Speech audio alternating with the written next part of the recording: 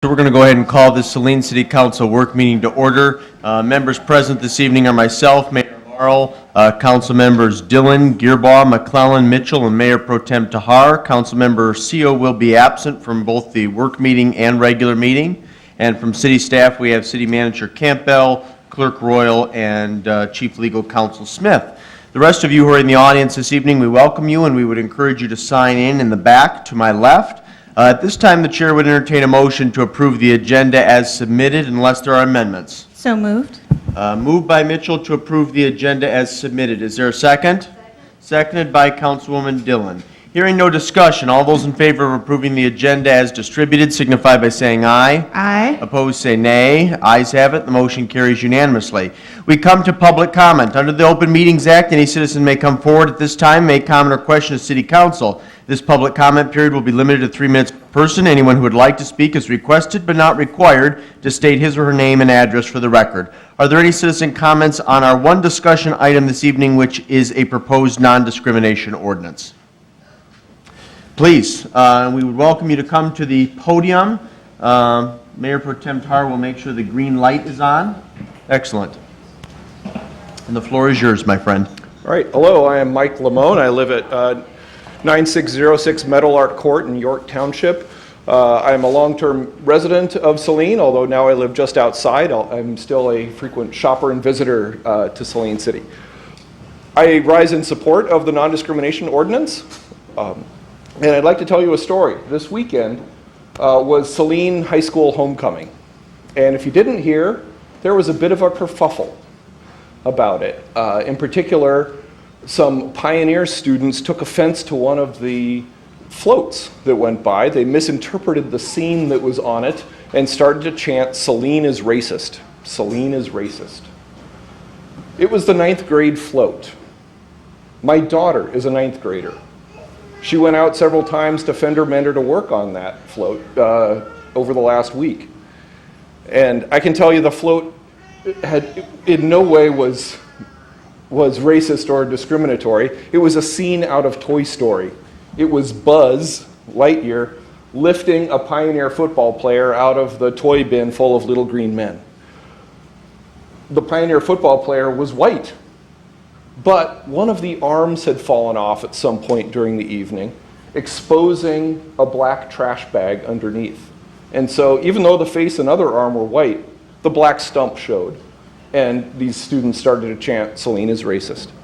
Now that's their problem, but it's also our problem, because we have an image problem when this is something that people will say about Saline and then gets picked up by MLive and broadcast around the state. So I think that this non-discrimination ordinance directly addresses that issue, because it says that Saline is a welcoming city. It says that Saline accepts all people for who they are, and it says that we're a great city. Thanks. Thank you. Appreciate your comments. Additional, yes, please, Mark. What's with this damn microphones?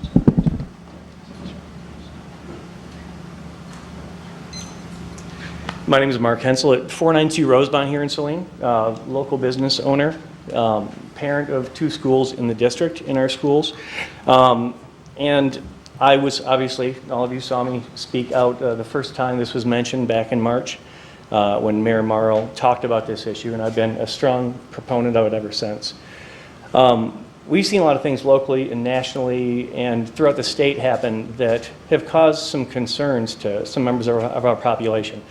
I sent an email to all of you recently, and part of that email described a woman that I know from a group that we belong to who was concerned the last time we were supposed to have public comment to come up here because she would be outing herself to the general public as part of a non-traditional family.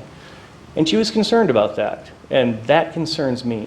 And there shouldn't be anyone in our community who's concerned about being themselves to everyone, wherever and however they meet them. Through public comment, through discussion. We should all be comfortable enough in our own city to be who we are. And she didn't feel that she was. We've seen the state of Michigan, again, refuse to cast the umbrella of protected classes over the LGBTQ community. We've seen rollbacks on the national level. We've seen not one now, but two Charlottesville neo-Nazi rallies since March. We've seen horrible racist graffiti in our own Mill Pond Park where my kids play, and I think most of our kids play. I don't think Saline has a racism problem or a discrimination problem per se. But as a business owner and as someone who has now been here for 10 years and is a part of the community and wants to continue to be so, I want to make sure that my community remains as open and inclusive as it can possibly be. And I think this ordinance just says to anybody who may think, and being from Ann Arbor back in the day, 20 some odd years ago when I graduated from high school, Saline was never considered the most diverse or welcoming place for those of us in Ann Arbor. It was definitely, as Tran so wonderfully described it the other day, Wonder Breadville. And as part of the Wonder Bread majority, I'd like to see that we make sure that the city is as openly and inclusive as possible. And I do think this ordinance goes a long way to doing that. So I encourage you as strongly as possible to pass it. Thank you. Thank you, Mark.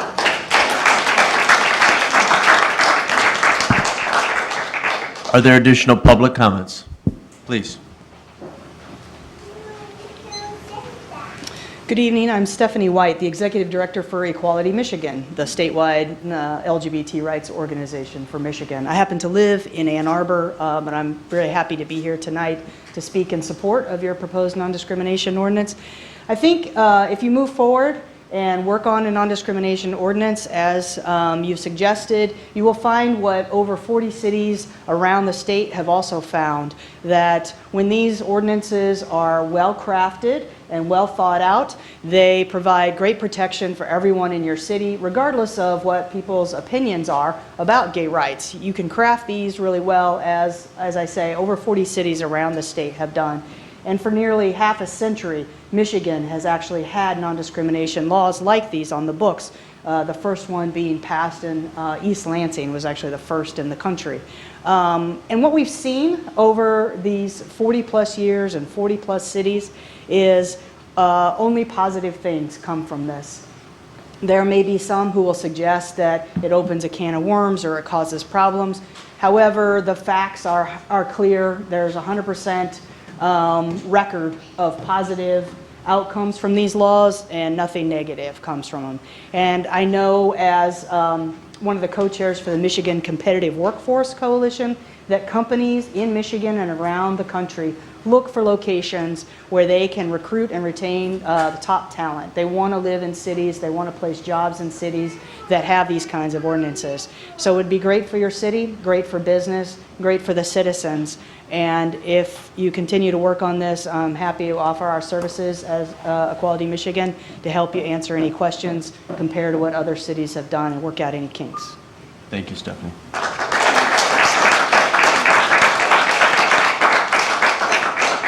Additional citizen comments? Please. Good evening.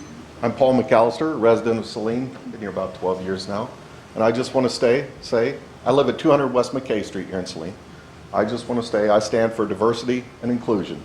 And previous speakers summed that up very nicely or went into much more detail why that's valuable. Thank you. Thank you.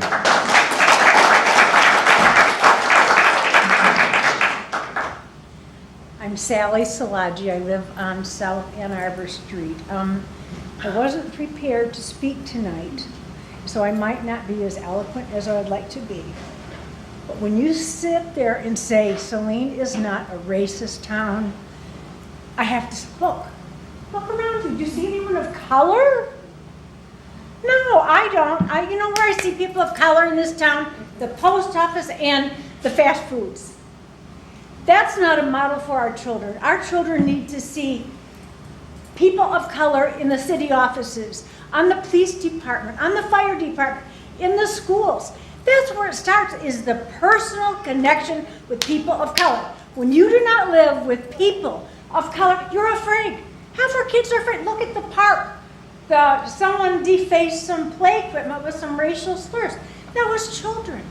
You don't start with the old people, you start with the young people, because that's where the change is. Next time I'll be more well prepared. Thank you for your comments. Are there additional citizen comments? Janine Kepsers, 75 Salem Circle in Saline. I hadn't planned on saying anything, but I just think it's important to get on the record that there are gay people in town, and I'm one of them. And I really think it's important that we make us feel safe, make us feel that we're welcome, that we're included, that it's a scary world out there. It's a scary political world. It's become a social scary place, and I want to know that I'm protected. I want to know that my city has my back, and I really encourage you to please support this. It's important to feel safe, to feel welcome. I mean, as you said, it's hard to come out. You know, I can put on my invisible cloak and you have no idea who I am. And some people can hide, but some people can't hide. And it's really important that we all are protected. So, thank you. Thank you for your statement.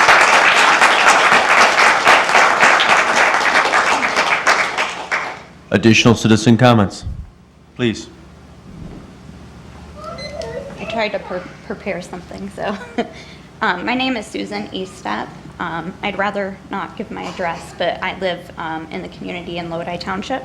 My wife and I are raising our 2 children here in Saline. We've been part of the Saline community for over 7 years, and we love it here. I do want to, I added this later, just thinking about it. I've had people in the LGBT community when I've said, oh, we live in Saline, and them apologize. Oh, sorry, or ooh. And that, you know, I guess I didn't really understand that at first because we wanted to live in the country and raise our family. So that's really, you know, I'm having to fight for Saline to say, you know, oh, everything, you know, things are good there, we're making progress. But I feel that we're not making a lot of progress, especially like in the schools as well. So I support the City of Saline in approving a non-discrimination ordinance that prevents discrimination against people because of their sexual orientation, gender identity, and gender expression. Currently, the Michigan Elliott Larson Civil Rights Act does not consider it discrimination if individuals with these identities are fired from their job, not hired because of their perceived identity, and denied housing. And then it was shared that over 40 cities in Michigan have created non-discrimination ordinance, and I'm asking you to show the residents of Saline and the surrounding communities that we will not tolerate such discrimination in our city.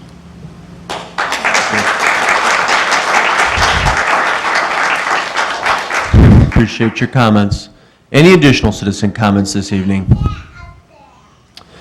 No, then we're going to proceed to our one discussion item of the evening, which is the non-discrimination ordinance. In just a moment, I'm going to yield the floor to Mayor Pro Tem Linda Tahar, who chaired the work group that was assisted by legal counsel in drafting a preliminary non-discrimination ordinance.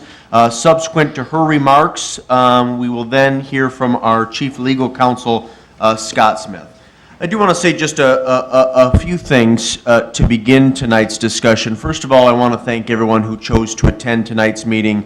In particular, we thank those of you who spoke in support of a proposed non-discrimination policy. When I informed City Council of my intent to establish a work group to consider a non-discrimination ordinance, the impetus for that is that I am keenly aware that successful communities establish and maintain a standard where all of our citizens are welcomed and supported as long as you play by the rules, work hard and contribute to the community. Again, you should be supported and feel safe regardless of any personal characteristics. So I want to thank the work group for their efforts in crafting a policy. I also want to thank Attorney Smith for his time and efforts as well. And unless there are any questions from me, Mayor Pro Tem, I will turn it over to you. I believe you have a PowerPoint presentation, is that correct? Yes, that's correct. Okay, and I believe you're going to be relatively brief, and if Councilwoman Mitchell and Councilman Gearbaugh would like to add something to your presentation, since they were other members of the additional members of the work group, that would be appropriate. So Mayor Pro Tem, the floor is yours. No.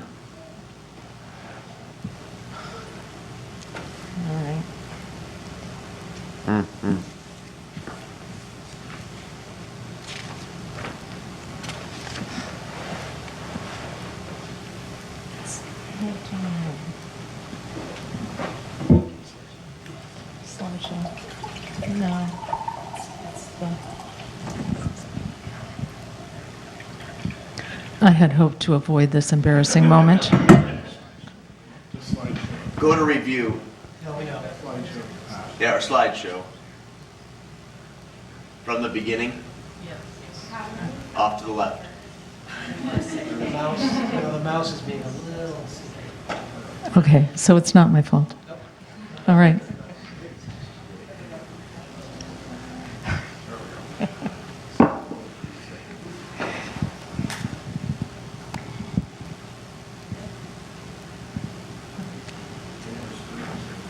Okay, it's here.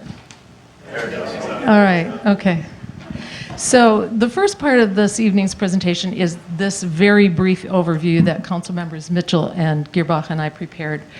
It's intended to summarize our work very briefly, drafting a non-discrimination ordinance for City Council's consideration, and to set the stage for City Attorney Smith's introduction to the proposed ordinance itself. So fundamental to this endeavor was and is to understand its purpose.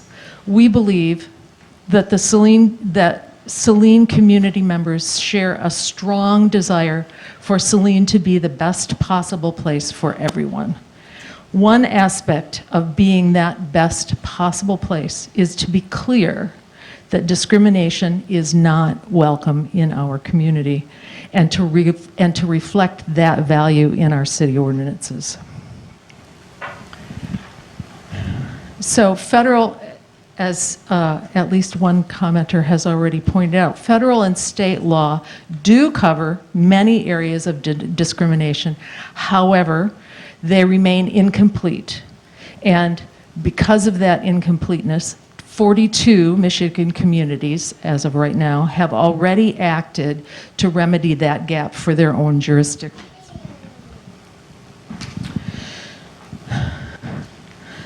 Human behavior can disappoint us. However, we were very heartened by, that is the three of us in our discussions, we were very heartened by the community's response to the recent incident of racist graffiti, and felt that it reflected our community's commitment to high values. One after another, we saw on social media responses that were essentially, wait, what? Oh, no, no, no. Saline is better than that. And we agree.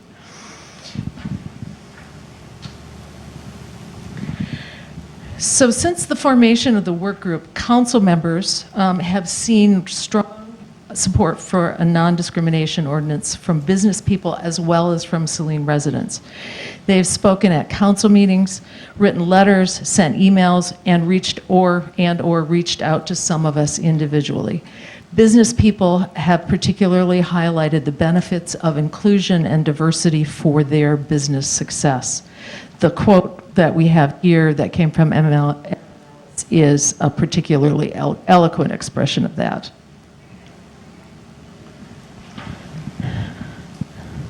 So, the work group. It is council's job to enact needed laws. In February, Mayor Morrow chose the method of forming a work group to take up the task of drafting a non-discrimination ordinance for council to consider. So the points in this slide summarize the elements of our approach to the work over many months, but They should not be understood as a description of a linear process. This was much more circular and repetitive process. As we moved ahead, every part of the process helped us understand our previous work better, to sharpen our thinking and improve our final product, which is the draft ordinance that's being introduced tonight. And finally, you may recall the second slide was about purpose, the purpose of our work. The first section of the draft ordinance is also entitled Purpose, and the text you see here is the first item under purpose in the draft ordinance, and I'll read it. The city intends that no individual be denied the equal protection of the laws, nor shall any person be denied the enjoyment of his or her civil rights or be discriminated against because of race, religion, color, national origin, gender, sex, age, height, weight, marital status, disability, sexual orientation, gender identity, or gender expression.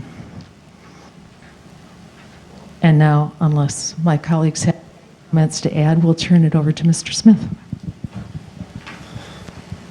Thank you, Mayor Pro Tem. Mr. Smith, when you're ready, the floor is yours.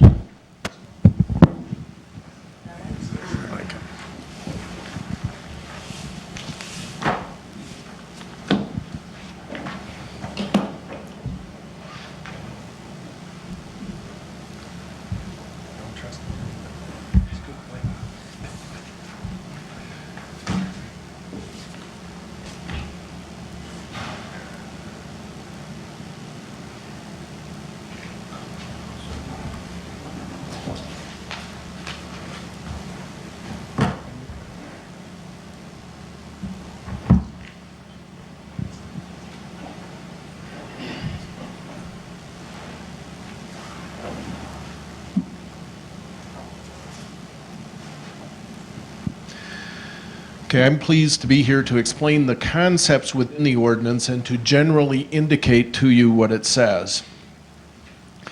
I'm going to explain why the ordinance was drafted, although the committee has done most of that, what the ordinance provides, how it will be enforced, and what the ordinance does not provide, and then recap at the end. Now, my purpose tonight is to inform, not to debate. We're discussing a draft of the ordinance, and we'll hand out the draft following this presentation. It's expected that there will be questions, comments, suggestions, and perhaps even some disagreement over the coming weeks as we discuss the finer points of the draft and perhaps even make changes. Why an ordinance has already been discussed. It's basically because state and federal governments have not acted with respect to issues of sexual orientation, gender identity, and gender expression. And therefore, local communities joined by many businesses and nonprofits are reaching out and adopting policies and ordinances to be able to address these issues in the absence of state and federal legislation. Now, what the ordinance provides, generally it prohibits discrimination in employment, housing, and public accommodations. It adds height and weight as protected classifications in housing and public accommodations because those aren't included under the Elliott Larson Civil Rights Act. And it adds sexual orientation, gender identity, and gender expression as protected classifications in all three areas. And it provides for city enforcement against discrimination in those areas. The ordinance appears rather complex, and it is. There are 42 definitions because we wanted to precisely define terms, followed by some very simple concepts and goals. Discrimination means to make a decision, offer to make a decision, or refrain from making a decision based whole or in part on an individual's race, religion, color, national origin, gender, sex, age, height, weight, marital status, disability, sexual orientation, gender identity, or gender expression. It also, under this ordinance, includes harassment based on any of those protected classifications, including but not limited to sexual harassment. The employment provisions, much like Elliott Larson does with other classifications, it simply prohibits discrimination by employers, labor organizations, and employment agencies in any types of employment decisions. Public accommodations. It prohibits discrimination in making available full and equal access to all goods, services, activities, privileges, advantages, and accommodations in any place of public accommodation. And public accommodation is defined exactly as it is in other civil rights statutes. It includes private clubs such as golf or country clubs, boating or yacht clubs, sports or athletic clubs, or most dining clubs, because there's a lot of business done in those kinds of venues, and therefore it's important for everyone to have access to those venues. Housing accommodations. Again, much like the fair housing laws from which most of the language in the ordinance is borrowed, it prohibits discrimination in leasing or selling or otherwise making available housing accommodations. And it, just like the state and federal statutes, so you can't discriminate in making them available, you can't discriminate in advertising, you can't discriminate in referrals, you can't discriminate in financing. Now, there are housing exceptions. If you're renting a duplex or you're renting a room in a single-family home that's occupied by the owner or a member of the owner's family, they can discriminate in those in that housing decision. Rentals up to 12 months of the owner's legal residence are exempt from the ordinance. Age and familial status provisions when meeting federal, state, or local housing program requirements, such as for senior citizens, you can comply with those still. And arrangements for shared ownership, lease, or occupancy of housing accommodations and housing devoted entirely to persons of one gender. Again, these mimic the exceptions in the existing fair housing laws. City contracts. Those wishing to contract with the city may not discriminate against employees or applicants for employment. Misrepresentation or a failure to comply with that contractual requirement may result in termination of the contract, termination of payments by the city under the contract, debarment or ineligibility to bid on future city contracts, and liability to the city for any expenses the city incurs because it terminates a contract and has to find another provider of those goods or services.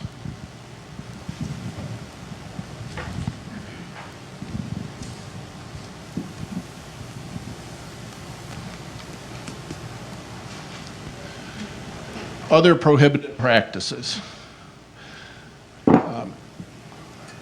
Those governed by the ordinance may not have policies, even facially neutral policies, that result in discrimination. They can't coerce others or conspire with others to discriminate. Exceptions.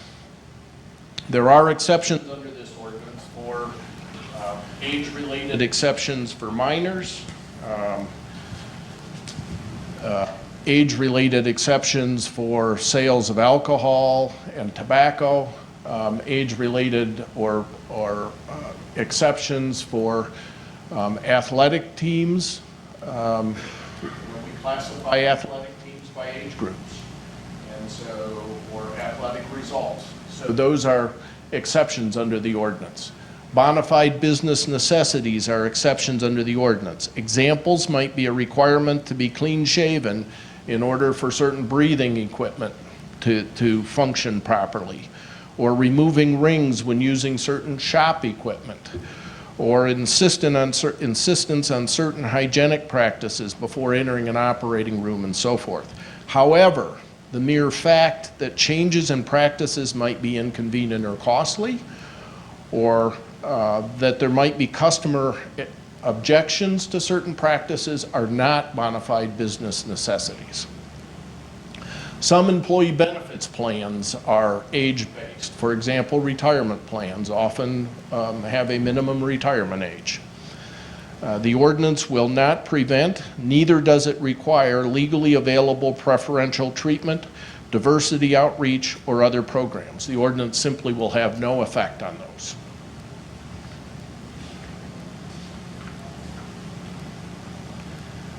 Enforcement.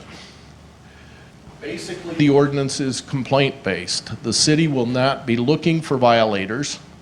This is common with civil rights laws. Most of them are complaint-based, and that's how violations are addressed.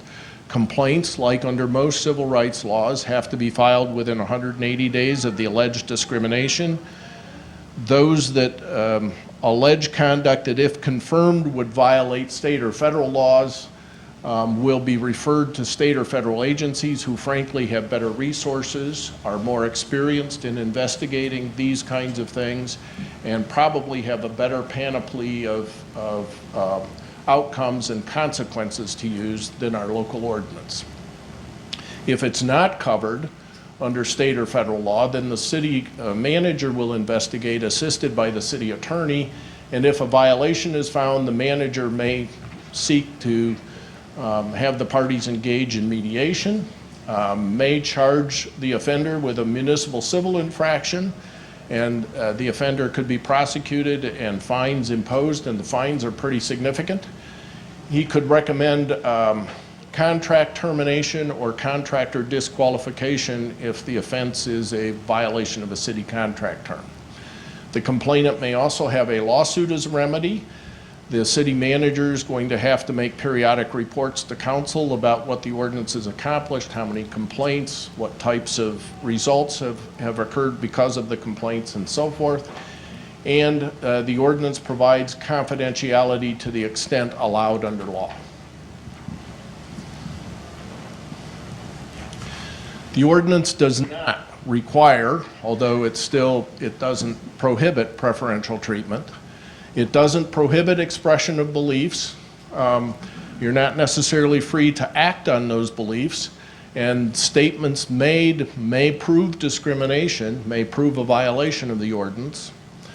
It doesn't impose any value system, and I would remind people that similar arguments were made about the existing civil rights laws with respect to racial, religious, national origin, and other discrimination. Similar arguments have been made about unmarried heterosexual persons and families, and that's why many of the fair housing laws provide fair housing for single mothers or single parents and blended families and so forth, because of the kinds of policy and value system arguments that people have used in the past. It doesn't require agreement with the principals in the ordinance in order to use city facilities. So religious groups and others will still have the same access to city parks and so forth as they've always had. Recap. The ordinance shields against discrimination in employment, public accommodations, and housing. City contracts will require non-discrimination, much as state and federal contracts require it now for other kinds of discrimination. It adds protection against discrimination based on sexual orientation, gender identity, and gender expression. It's the same protection as provided against discrimination based on the other classifications under current state and federal law, and it's complaint-based enforcement. Okay, any questions? I can try to answer those. We also have the draft ordinance to hand out. Very good. Mr. Smith, why don't you join us at the dais, and if you'd like to distribute the draft ordinance at this time, I think that would be appropriate. We'll go around the table and entertain questions at this time, in particular from those who were not members of the work group. So Ms. McClellan, I'll start with you. Do you have any questions for Mayor Pro Tem Tahar, Council Members Gearbaugh or Mitchell, who were members of the work group, or for Legal Counsel Smith? I don't think so.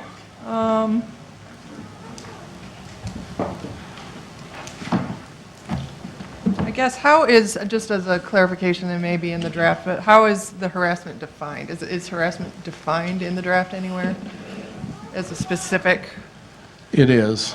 It means unwelcome verbal or physical contact or communication based on the victim's race, religion, color, national origin, gender, sex, age, and so forth, under any of the following conditions where submission to the conduct or communication is made a term or condition, either explicitly or implicitly to obtain employment, public accommodations, or housing accommodations. Submission to or rejection of the conduct factors into decisions on those things, or the conduct or communication has the purpose or effect of substantially interfering with those things or creating a hostile environment. Thank you. That Additional was, I think, questions? my only one. I just Excellent. I figured it was in there, but I just wanted to hear it, so thank you. Very good. If you want to pass the microphone to Councilwoman Dillon. Councilwoman Dillon, do you have any questions? You know, at this point, since I'm just seeing this for the first time, I'm going to reserve any comments, questions I have till after I've had a chance to review it. My only thing is that on page 2 and page 3, the word draft has sort of been marked. There hasn't been something added in, correct? Is it No, it's just, how when I it's put the watermark on it, it's how it prints when something's had a cut and paste from other parts of the ordinance and so forth. So, no, there's been nothing added in since the last draft. Thank you very much. Mr. Gearbaugh, Councilwoman Mitchell, Mayor Pro Tem DeHar, do you have any questions for legal counsel? Mr. Gearbaugh, no. Ms. Mitchell, no. Mayor Pro Tem DeHar? No, not a question, but a comment. I can't emphasize enough how helpful it was to work with Mr. Smith on this. The three of us are not writers of legislation and law, and Mr. Smith is an expert, and his expert help and guidance was very, very important to this process. Mr. Smith, anything else you would like to add this evening? Nothing else. Okay. Any additional comments from the dais? Well, let me say this then in conclusion this evening, and I'm referencing the memo that I sent to staff and to council on February 9th, 2017, when I established this work group. The third paragraph begins with, I've asked Chairwoman Tahar to keep the Code and Ordinance Review Task Force abreast to the group's progress and to solicit their feedback when the group deems it appropriate. Mayor Pro Tem Tahar and Council Members Mitchell and Gearbaugh, I'll leave it to you how best to engage that group. And it is my hope that something tangible can come to council sometime in November for us to begin discussion and debate and hopeful approval and adoption of the ordinance. In the meantime, if council members have questions or concerns about the draft that Attorney Smith distributed, please direct your questions to a member of the work group, or if you have specific legal questions, direct those through the city manager, Mr. Campbell. The other thing that I would note is, and a press release went out earlier today, but on October 17th, so that's a week from tomorrow, 5:30 to 7 p.m., I will be having a coffee hour, I believe my 5th coffee hour of the year, at the Saline Senior Center. And the special topic for discussion and consideration is the draft of our non-discrimination ordinance. And Ms. Tahar will be there, and hopefully some other members of the work group will be there to discuss their efforts and the specifics of the policy. And of course, we welcome feedback, questions, and concerns from our residents, the people that we represent. So again, that's next Tuesday from 5:30 to 7. Is there anything else that anyone would like to add this evening? Then the chair would entertain a motion to adjourn this work meeting at 7:26 p.m.